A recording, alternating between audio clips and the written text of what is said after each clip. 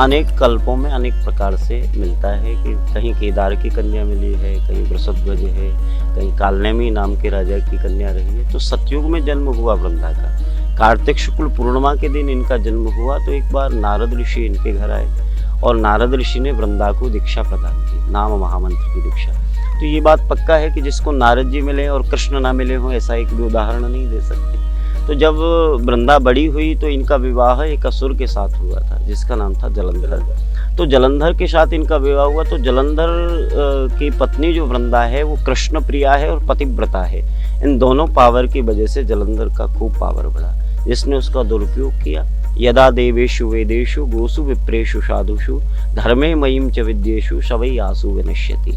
तो गाय ब्राह्मण संतों का ये अपराध करने लगा तो सब देवता भगवान की शरण में गए। तो भगवान ने जलंधर का वेश बना करके ही वृंदा के साथ छल किया।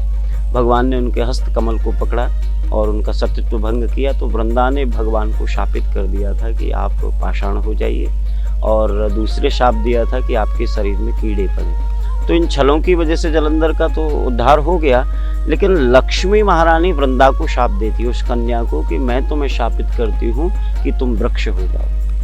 जब ये शापाशापी हुई, थोड़ा वातावरण शांत हुआ, तो भगवान ने कहा कि वृंदा आप हमसे कुछ वर मांगिए, वरम लोही। तो वृंदा कहती है कि ठाकुर जी, आपको पाने के बाद में जीव यदि भौतिक वस्तुओं का यदि मांगता है, इच्छा करता है, तो वो तो ठीक नहीं है। आप मुझे अपना अनुगत्य प्रदान कर दो।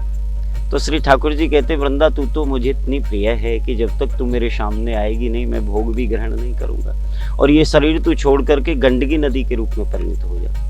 तो वो जो कन्या वृंदा थी, राक्षस के साथ जिनका विवाह हुआ था, वो कन्या अपने पति के साथ में सती हुई पुनर्जन्म गंडकी के रूप में हुआ था, और गंडकी में ही मैं सालिग्राम के रूप में रहूंगा, वहीं मेरे शरीर में कीड़े लगेंगे। तो आज भी आप देखेंगे गंडकी नदी में आप तुलसी का पौधा डालो और तुलसी के पौधे में अपने आप सालिग्राम आके चिपक जाते, उनके शरीर को कीड़े लगे हुए थे। लक्ष्मी ने जो तुम्हें शाप दिया है उसके फलस्वरूप तुम वृक्ष बनोगी, लेकिन इतना पवित्र वृक्ष बनोगी कि सभी देव लोग तुम्हारी वंदना करेंगे, और जब तक तुम मेरे सामने नहीं आएंगे मैं भोग भी स्वीकार नहीं करूंगा। और एक ग्रंथ में तो ऐसा लिखा है कि नंदगांव से पश्चिम दिशा में श्री तुलसी महारानी विराजित है, और वहाँ पूरे श्री ठाकुर जी की लीलाओं का वो व्यवस्था करती हैं।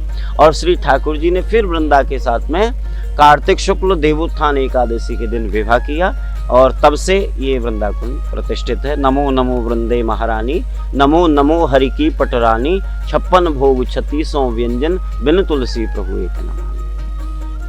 बहुत सुंदर हमारे साथ रहे राधारमण शास्त्री। उन्होंने बड़े विस्तार के साथ वृंदा देवी की महिमा और उनके पूर्वजन्म का जो इतिहास है वो भी पौराणिक आधार पर बताया, और किस लिए वृंदा देवी यहाँ पर विराजित हुई, उनका राधा कृष्ण की लीला में क्या महत्वपूर्ण योगदान है, और किस तरह से समस्त राधा कृष्ण की जो लीला हैं उनको संपादित करती हैं, जितनी भी सखी सहचरी मंजरी आदि हैं उनको किस तरह से दिशा निर्देश देती हैं।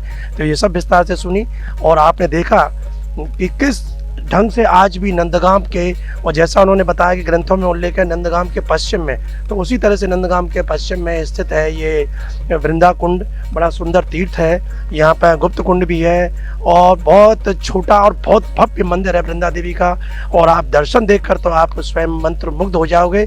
जिन्होंने दर्शन नहीं किए उनके मन में निश्चित ही ये उत्कंठा जागृत होगी कि कब नंदगाम पहुँचे, वृंदा जी के दर्शन कर उनकी कृपा प्राप्त करें।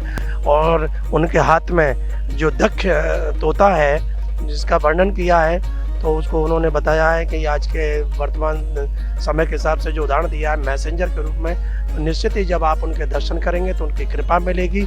और हम आपसे ये कहेंगे आप इस स्थान पर आकर जरूर यहाँ का दर्शन करें और यहाँ की कृपा प्राप्त करें। तिलक पत्रिका के लिए नंदगाम से मैं सुशील गोस्वामी।